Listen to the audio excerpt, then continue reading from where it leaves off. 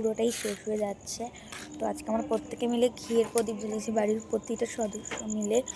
আর তোমরা তো দেখতেই পেলে কীভাবে প্রদীপগুলো জ্বালালাম। আর কারা কারা আজকে দামোদর মাসের শেষের দিনে প্রদীপ জ্বালালে, তা আবার ঘিয়ের প্রদীপ। এরপর আমরা ঘরে গিয়ে ঘিয়ের প্রদীপ জ্বালানো শুরু করছিলাম আমরা সপরিবার মিলে। এরপর আমরা গোপাল ও কৃষ্ণ ঠাকুরকে আরতি করে দিচ্ছিলাম প্রদীপ দিয়ে, ঘিয়ের প্রদীপ দিয়ে। প্রথমে পায়ে 4 বার, নাভিতে 2 বার ও কপালে 3 বার ও পুরো দেহ মানে শরীরটায় 7 বার করে ঘোরাতে হবে। এরপর কিন্তু মাও আরতি করতে এসে পড়েছিল। এরপর সব প্রদীপ জ্বালানোর পরে আমি কিন্তু আরতি করছিলাম পঞ্চপ্রদীপ দিয়ে। তো তোমরা দেখেই নাও, পঞ্চপ্রদীপের আরতি কিন্তু আমার মাও করছিল, আমার সব পরিবার মিলে করছিল। তবে এইটুখানি ভিডিওতে তো আর সব কিছু সম্ভব নয় দেখানো। এরপর আমি কিন্তু সন্ধেবেলায় সন্ধে তুলসী তলায় গিয়ে কিন্তু আমি আরতি করছিলাম। তো আজকের মতন এই পর্যন্ত, বাই। আর তোমরা আমার চ্যানেলে গিয়ে কার্তিক পুজোর ভিডিও